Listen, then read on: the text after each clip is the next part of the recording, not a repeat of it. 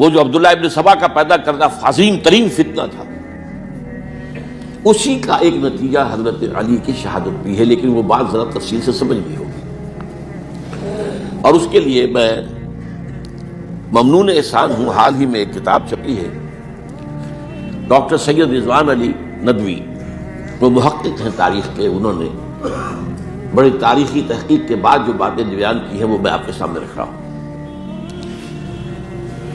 عرب میں جنوب مغرب کی کونے میں، جہاں یہ یمن بھی آباد ہے، اس کے اوپر نجران ہے، اسی علاقے میں یمامہ کا علاقہ کہلاتا ہے۔ یہاں ایک قبیلہ آباد تھا، بنو تمیم۔ یہ جو لوگ تھے بڑے کرخت مزاج، جنگجو، اکھڑ، ضدی، اور جس بات کو ایک دفعہ مان لے اس پر اڑ جانے والے اور مر مٹنے والے۔ یہیں سے فتنہ پہلا اٹھا تھا، سب سے بڑا جو نئے جھوٹے نبی کھڑے ہوئے تھے ان میں سب سے بڑا تو مسیلمہ کذاب تھا، یہی تو علاقہ تھا، اور اس کے خلاف اس فتنے کی سرکوبی میں کتنے صحابہ، 1200 صحابہ ایک جنگ کے اندر شہید ہوئے، جن میں 500 جو ہیں وہ حفاظ تھے رضی اللہ تعالیٰ عنہ۔ تو یہ لوگ جو یہ تھے بڑے زوردار تھے۔ اس قبیلے کے بارے میں حضرت عمر رضی اللہ تعالیٰ عنہ نے ایک بڑی عجیب حکمت عملی اختیار کی ہے۔ ان کو وہاں سے اکھاڑ کر اور ایران کی سرحدوں پر آباد کر دیا، اب جہاں پر جہاد ہو رہا تھا، تاکہ ان کے اندر جو یہ جنگجوئی ہے یہ اب اس مقصد کے لیے استعمال ہو، اب وہ دارالاسلام کی توسیع کے مقصد کے لیے استعمال ہو، اور وہ ہوئی۔ حضرت عمر نے 2 چھاؤنیاں بنائی تھیں رضی اللہ تعالیٰ، کوفہ اور بصرہ، کیونکہ ظاہر بات ہے کہ اب جو اسلام کا دائرہ پھیل رہا تھا اور اسلامی حکومت پھیل رہی تھی، اور زیادہ تر جو ہے مشرق کی طرف پھیل رہی تھی، ایران اور خراسان وغیرہ کی طرف، تو اب مدینے سے اس کا کنٹرول اتنا آسان نہیں تھا، فاصلہ تھا، تو چھاؤنیاں بنائیں تاکہ یہ اس سرحد کے اوپر یہ موجودہ مرکز رہے، یہاں فوجیں موجود رہیں، کہیں کوئی بغاوت ہو تو اس کو کچلنے کے لیے وہ قوت فوری طور پر دستیاب ہو سکے۔ یہ لوگ ہیں کہ جو عبداللہ ابن سبا کی فتنے سے سب سے زیادہ متاثر ہوئے۔ ان کی مزاج میں وہ کجی تو تھی نا، حضرت عمر بھی ان کا جو ایک مضبوط کنٹرول تھا انہیں دبائے رکھا ہے، اور ان کا رخ جو ہے ایک دوسری طرف موڑ کر اس سے اسلام کو فائدہ پہنچایا۔ لیکن اس کے بعد جب فتنہ جو آیا یہ عبداللہ ابن سبا، تو سب سے بڑھ کر یہی لوگ اس کے ماننے والے، اور انہی میں سے وہ لوگ تھے جنہوں نے جانیں بھی دے دی ہیں، جنہیں حضرت علی نے زندہ جلایا ہے، اس لیے کہ وہ کہتے تھے کہ علی خدا ہے۔ اے علی تم خدا ہو، تم ہمیں آگ میں جلا رہے ہو، یہ تو تم ہمارا امتحان لے رہے ہو۔ وَلَنَبْلُوَنَّكُمْ بِشَيْءٍ مِّنَ الْخَوْفِ وَالْجُوعِ وَنَقْصٍ مِّنَ الْأَمْوَالِ وَالْأَنفُسِ وَالثَّمَرَاتِ، اب وہ اس آیت کو اپنے اوپر منطبق کر رہے ہیں۔ تو یہ جو کرخت لوگ تھے، انہوں نے در حقیقت جو ہے عبداللہ ابن سبا کے کردار میں سب سے بڑا رول پلے کیا، اور انہی کے ہاتھوں حضرت عثمان شہید ہوئے رضی اللہ تعالیٰ۔ اور اس کے بعد انہوں نے حضرت علی رضی اللہ تعالیٰ عنہ کو اپنے گھیرے میں لے لیا، کیونکہ انہی کی کثیر تعداد موجود تھی مدینے میں جب حضرت عثمان شہید ہوئے۔ اس کے بعد اب ظاہر بات ہے کہ کوئی نہ کوئی تو خلیفہ ہونا چاہیے تھا۔ حضرت طلحہ سے کہا گیا، انہوں نے معذرت کر لی، حضرت زبیر سے کہا گیا، انہوں نے معذرت کر لی۔ اب ظاہر بات ہے کہ حضرت علی آخر امت کو چھوڑا تو نہیں جا سکتا تھا بغیر امام کے، انہوں نے قبول کر لی، اگرچہ حضرت حسن روکتے رہے کہ ابا جان یہ ان لوگوں کی بیعت جو ہے آپ قبول نہ کیجیے۔ حضرت حسن تو ان میں سے ہے جو حضرت عثمان کے دروازے پر کھڑے تھے پہرے دار کی حیثیت سے، حسن اور حسین رضی اللہ تعالیٰ عنہ، انہیں تو معلوم تھا فتنہ جو کون لوگ ہیں۔ اس کے بعد حضرت علی رضی اللہ تعالیٰ عنہ نے اسی حکمت سے، جس حکمت کے تحت حضرت عمر نے یہ چھاونیاں آباد کی تھی، دارالخلافہ بھی مدینے سے کوفہ منتقل کر دی تاکہ پورے عالم اسلام کو کنٹرول کیا جا سکے اس مرکز کے ساتھ۔ اس کا نتیجہ یہ نکلا کہ اب گویا کہ حضرت علی کے گرد ان لوگوں کا گھیراؤ مکمل ہو۔ کوفے میں یہی تو آباد تھے، کوفی یہی تو تھے، حضرت عمر نے انہیں لا کے یہاں آباد کیا تھا۔ جب حضرت علی نے کوفے کو اپنا دارالخلافہ قرار دیا تو گویا کہ ان کا پھر عمل دخل بہت بڑھ گیا۔ ایک طریقے سے یہ کہا جا سکتا ہے کہ انہوں نے اب حضرت علی رضی اللہ تعالیٰ عنہ کو اپنے محاصرے میں لے لیا۔ چنانچہ جنگ جمل کے موقع پر یہ ہوا ہے کہ صلح ہو گئی تھی. حضرت عائشہ رضی اللہ تعالی عنہ کے جو نمائندے تھے اور ادھر سے حضرت علی، صلح ہو گئی تھی، طے ہو گیا تھا کہ ہاں قاتلین عثمان کو جو ہے ان کو سزا دی جائے گی، قصاص لیا جائے گا حضرت عثمان کے قتل کا. لیکن ان لوگوں نے 10,000 آدمی کھڑے ہو گئے کوفے کے اندر، ہم سب قاتل ہیں عثمان کے، لوگ قصاص ان سے اگر لے سکتے ہو. جس کے نتیجے میں اور انہوں نے جنگ شروع کر دی. اور جب جنگ شروع ہو جائے تو پھر اس کے بعد تو کوئی نہیں دیکھ سکتا کیوں شروع ہوئی، کیسے شروع ہوئی، کس نے شروع کی. اب تو یا مارو یا مرو، دو ہی باتیں ہوتی ہیں. 10,000 مسلمان ایک رات میں شہید ہوئے جنگ جمل.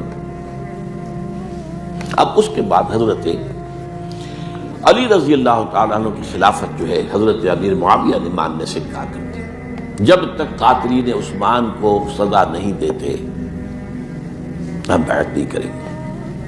یہ نہیں کہ دعویٰ کیا ہو کہ میں خلافت کا حقدار ہوں، یہ نہیں، لیکن یہ کہ آپ کو ان کو سزا دینی چاہیے. اب یہ تھا وہ مخمصہ جس میں حضرت علی رضی اللہ تعالیٰ عنہ وہ فرماتے تھے کہ میرا ساتھ دو تو میں ان قاتلین عثمان سے سزا جو ہے ان کو سزا دے سکتا. ادھر انہیں پتا تھا کہ میں سرنڈر کرتا ہوں تو مجھے علی تک تو پہنچنے کوئی نہیں دے گا، راستے میں ختم کر دیں گے رضی اللہ تعالیٰ عنہ. تو یہ پیچ تھا ایک جو ایسا پڑا ہے.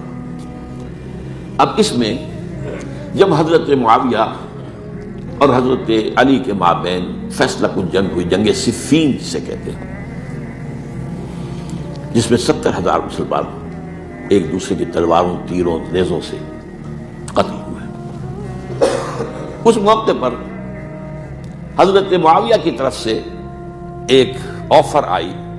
قرآن مجید کو نیزے پر اٹھا کر لوگوں نے کہا کہ یہ خوریزی بند کر دو، ہم قرآن کا فیصلہ ماننے کو تیار ہیں. حضرت علی دیکھ رہے تھے کہ یہ اصل میں میری فتح کو شکست سے بدلنے کا پروگرام ہے. تقریباً فتح میری ہو چکی ہے، لیکن یہ جو طبقہ تھا یہ انہوں نے کہا نہیں، بڑی ٹھیک بات کہہ رہے ہیں وہ، مانیے ان کی بات، جنگ بند کی. انہوں نے ہی یہی لوگ تھے جنہوں نے مجبور کیا حضرت علی کو کہ وہ تحکیم پر رضامند ہو جائے. اس کے بعد تحکیم میں جو معاملہ ہوا، حضرت علی حضرت عبداللہ ابن عباس کو اپنی طرف سے حاکم بنانا چاہتے تھے، یہ اڑ گئے نہیں. یہ اکھڑ اڑ جانے والے لوگ، اور یہی اصل قوت تھے، وہاں ساری طاقت کوئی نہیں کی تھی. تو انہوں نے ابو موسیٰ اشعری کو اپنی طرف سے مقرر، وہ بہت نرم خو آدمی تھے، انہیں برابر. بہرحال جو بھی بات طے ہوئی، اب تاریخ کی روایتوں میں اختلاف ہو سکتا ہے. کہا یہ جاتا ہے کہ طے تو یہ ہوا تھا حکمین کے مابین، ادھر سے ابو موسیٰ اشعری، ادھر سے عمرو بن العاص رضی اللہ تعالی عنہما، کہ آپ اپنے جو کلائنٹ ہیں حضرت علی آپ انہیں معزول کر دیجئے، میں معاویہ کو معزول کر دیتا ہوں، پھر جو ہے مسلمان فیصلہ کر لے کسی اور کی عبادت. انہوں نے کھڑے ہو کے کہہ دیا میں علی کو معزول کرتا ہوں، اور عمرو بن العاص نے کہا کہ میں معاویہ کو قائم کرتا ہوں. اب یہ ہے روایت، واللہ عالم اس میں کتنا سچ ہے کتنا جھوٹ ہے.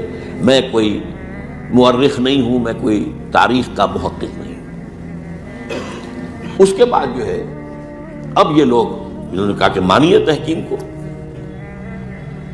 اور جب انہوں نے حضرت علی نے اس تحکیم کے فیصلے کو ماننے سے انکار کیا تو باغی ہو گئے، حضرت علی کو کافر قرار دیا، اور جا کر ایک جگہ پر حرورہ ایک جگہ تھی وہاں پر جا کے جمع ہو گئے، جتھا بندی کی بہت بڑی طاقت پر وہاں کر لی. انہوں نے طے کیا کہ علی بھی کافر ہو گیا، معاویہ بھی کافر ہو گیا، عمرو بن العاص بھی کافر ہو گئے، سب کافر. حضرت علی کی طرف سے ایک گئے سفیر ان سے بات کرنے کے لیے، تو انہوں نے کہا تمہیں نے تو کہا تھا کہ تحکیم کو تسلیم کرو، کہ ہاں ہم نے گناہ کیا تھا، کفر کیا تھا، ہم توبہ کی ہم نے. اگر علی بھی مان لے کہ میں نے مان کر کفر کیا تھا اب میں توبہ کرتا ہوں تو ہم ان کی بات مان لیں گے. اب حضرت علی اس طرح کا جھوٹ کیسے بولتے ہیں؟ انہوں نے تو کوئی کفر نہیں کیا تھا. بہرحال انہوں نے پھر بھی نرمی برتی کہ دیکھو اگر تم کوئی خونریزی نہیں کرو گے، فساد نہیں مچاؤ گے تو میں تمہیں کچھ نہیں کہوں گا.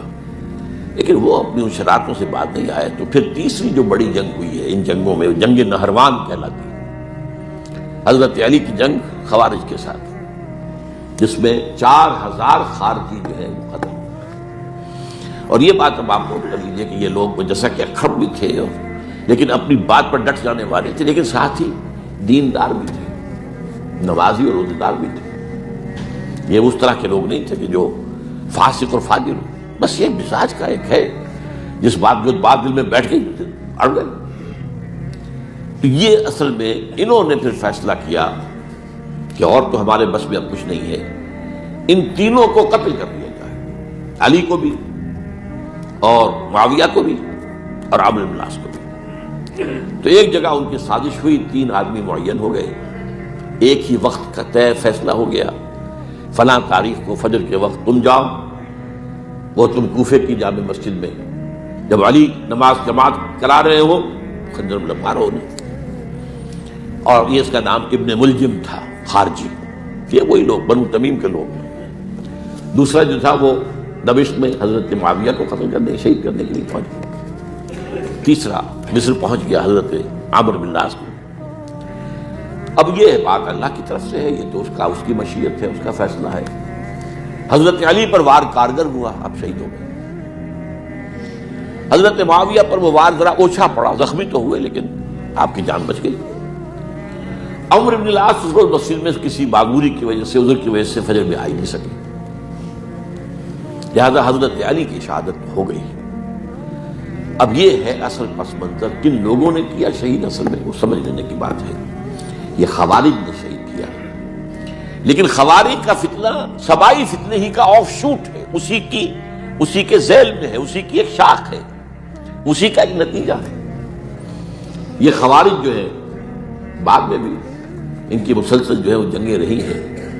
بہرحال اس صورتحال کو یہ سمجھ لیجئے کہ یہ خلفائے ثلاثہ رضی اللہ تعالی عنہ، حضرت عمر شہید، عثمان شہید، علی شہید۔